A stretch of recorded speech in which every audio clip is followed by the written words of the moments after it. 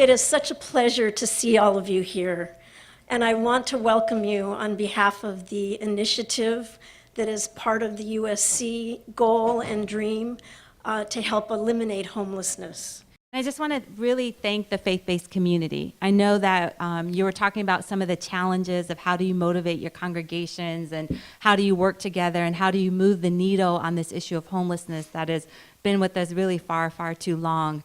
But I just want to recognize some of the successes. I remember I've been with the mayor's office for about 2 years, well, a little bit, yeah, 2 years on October 5th.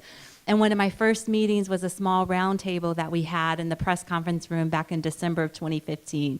And we started talking about homelessness and what can be done about this. And then that kind of grew. We did the Welcome Home Project.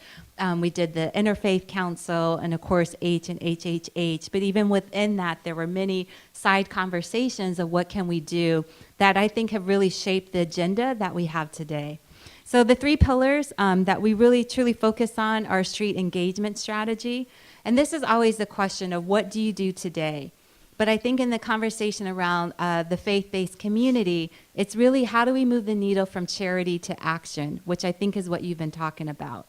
And this is something of a concern as we look at the holiday season coming up. And we know that the traditional response is homelessness all of a sudden becomes a hot topic on Thanksgiving Day and on Christmas Day, maybe New Year's Day. And we have, particularly in the community of Skid Row, people will drive past Hollywood, they'll drive past Manchester Square, they'll drive past Playa, Lamert Park, and other areas to come to Skid Row without it's not a conversation with the community, it's not an assessment of, well, what do you need, or it's not an ongoing partnership, but it's almost like this, this continuation of othering where we come and drop off food and then we leave and we're back out of the community. And that's the challenge we really have to change.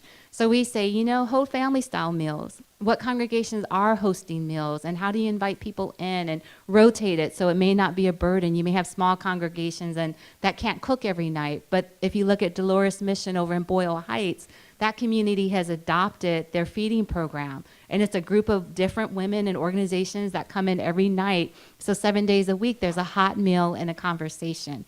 That's what we need to move to. And there are other, how do we create safe zones?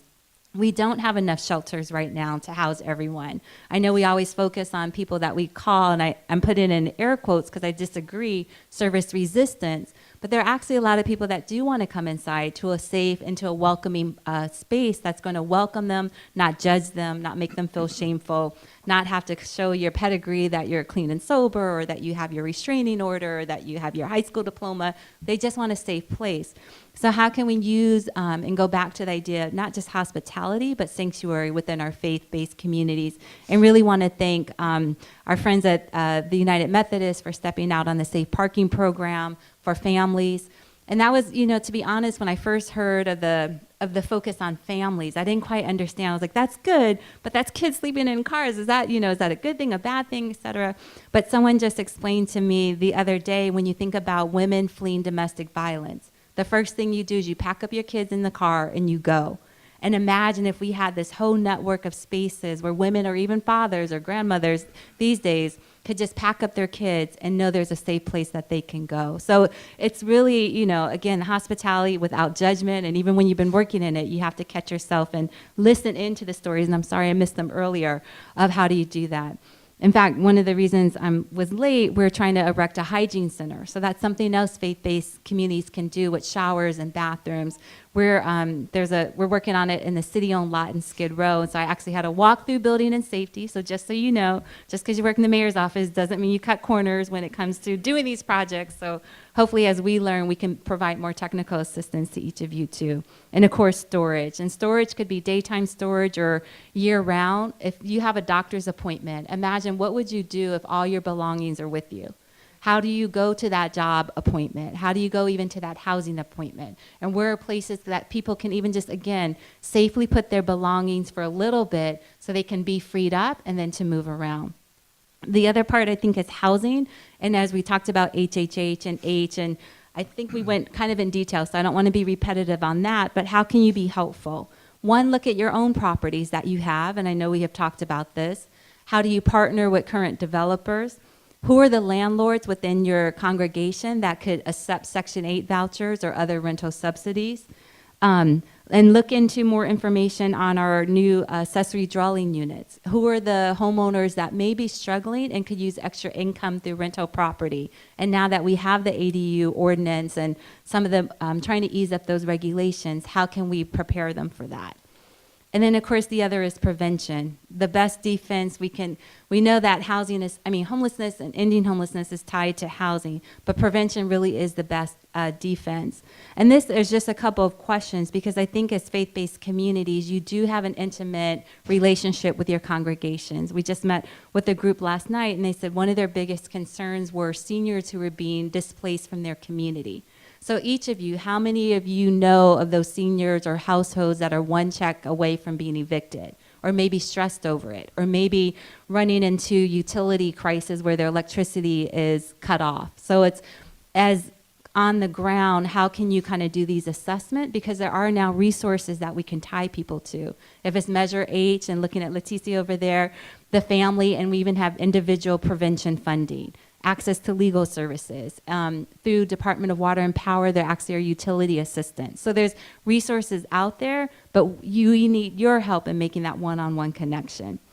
And just other programs that we have are around employment. Not everyone will be able to go into housing right away. Some people can actually self-resolve if we can help them increase their income or build the latest job skill. So we have a program called LA Rise, and LA Rise is a feeder into some of the new jobs coming on with Metro, or the expansion of the airport, or with our sidewalk, which we will do at some point one day, to fix all of our sidewalks. So a lot of infrastructure opportunities are being fed through the program called LA Rise.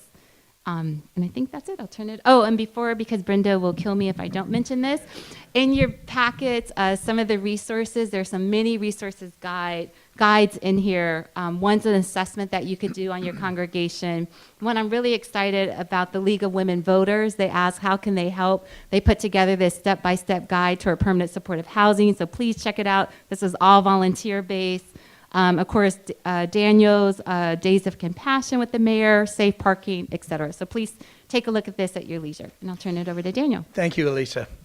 So, first of all, thank you so much for the invitation to be here. I'm among many friends and many new people.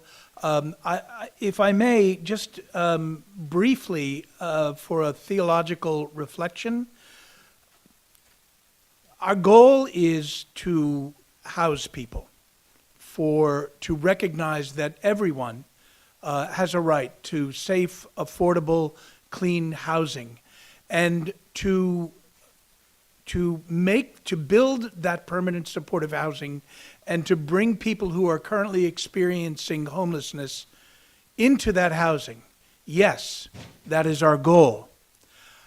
Let me just submit to you that as people of faith, every action that we take along these lines is to grow in the knowledge and love of God and God's creatures and our fellow creatures and we are creatures and our fellow neighbors.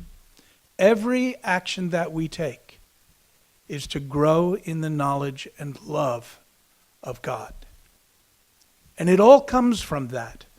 So whatever we do along these lines, if we're doing it coming from that motivation, coming from that yearning to grow in the knowledge and love of God and our fellow creatures, we'll be successful. I'm going to dive in because Father Heft has a clock, and that's a good thing. In December of 2016, a number of faith leaders came together in what we are calling the Mayor's Interfaith Collective. At that meeting, the mayor set an agenda. We were to go after critical issues in the city of Los Angeles, and the agenda he set was homelessness, immigration, and jobs. And we could probably spend the next decade working on those issues, but this was this was the starting point. All four people who were up here previously were members of the Mayor's Interfaith Collective.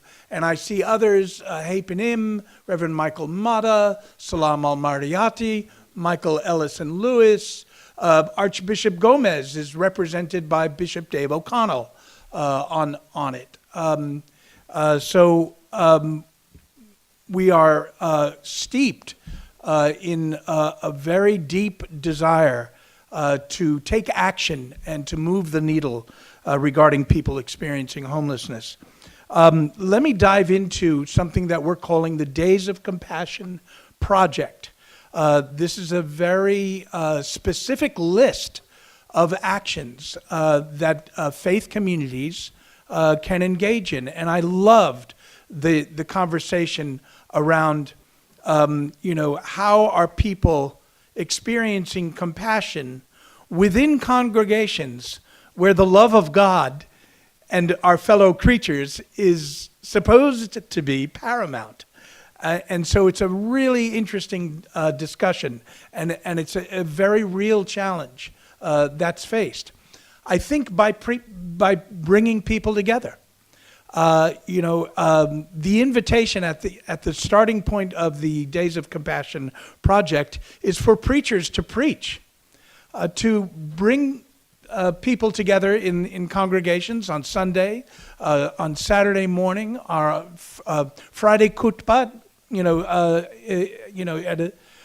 a mosque, whatever the setting may be, and talk about it and preach about it, and come from the standpoint of growing in the knowledge of and love of God and our fellow creatures. And then to invite congregations into a congregation-wide conversation about that. Who are our neighbors? Who are our neighbors? If they are not, the people that we encounter every single day, and every one of us encounters someone experiencing homelessness every single day. From there, parishes, congregations can discern among themselves. Certainly this conversation about assessing their underutilized real estate, and can they turn this into permanent supportive housing? Can they turn it into crisis shelter? They can certainly have that conversation. We're just asking, Mayor Garcetti is just simply saying, just have the conversation. You don't have to say, yeah, we're going to do that. Just have the conversation. Let's not talk about this. Let's bring this out into the open and have this conversation, because from Mayor Garcetti's standpoint, we are all responsible. This is the responsibility of every Angelino. It's not, the mayor's not going to solve this problem. The city council's not going to solve the problem. The county's not going to. It has to be all of us working together. That's how the problem will be solved. So there can be this discussion about, assessing underutilized real estate, certainly. There can also be, I think Reverend Hoover brought up the affordable housing linkage fee. There is in the city council right now. It's not wholly a done deal, right? And so, be in touch with us, and we'll alert you as to when this is coming up in the Plum Committee meetings and also in City Council itself. And you're all invited. And to bring parishioners, bring your fellow congregants to these meetings and stand up and say, we need this. We need to stem this tide of people falling into homelessness. We need to make housing affordable. We must do something. The voters stood up and said, yes, tax me for HHH and H. Now let's just simply ask the developers to kick in their fair share. It's not too much to ask. Everyone else in the state of California does it.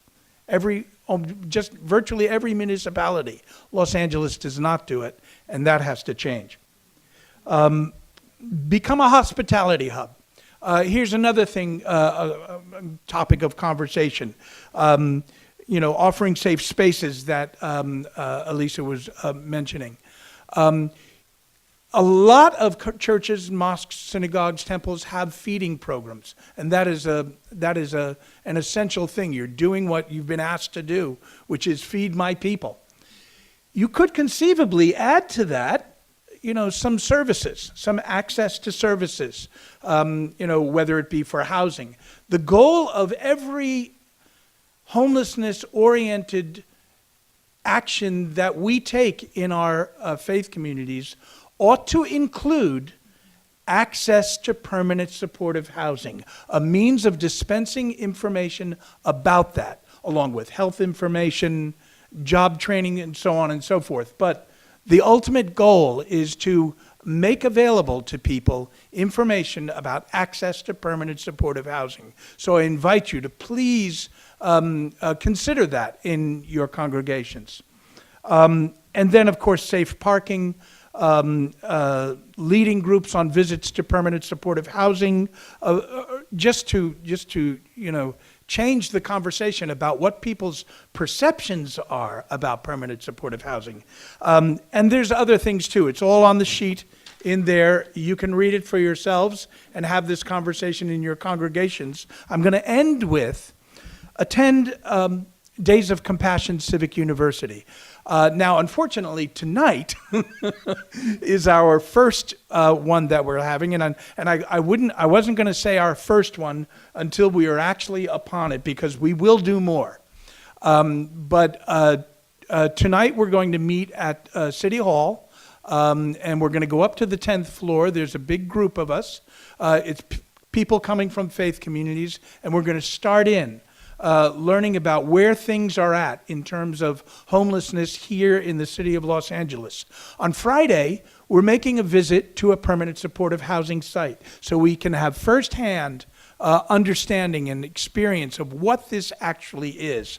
And then on the 25th, we're coming back together again, and out of that, we're going to be writing plans of action. So I want to let you know that Salam al-Marayati of the Islamic Center of Southern California introduced the idea of doing one at the Islamic Center in early November. We could let you know about that. We're going to be having a conversation about doing one out in the San Fernando Valley, Rabbi Farkas, so we can have a conversation about that. And we will go wherever there is the need and the interest, because this is something that we believe in spreading the love. Mayor Garcetti will sometimes talk about leading with love. Well, we're going to be spreading the love. Thanks for being here. Issues of homelessness, poverty, and so on are not simply political issues. They're also moral issues that touch upon religious traditions. But I think the bottom line in my mind was getting religious leaders to talk to each other and getting some good sense of practical steps that could be taken. Thank you for coming.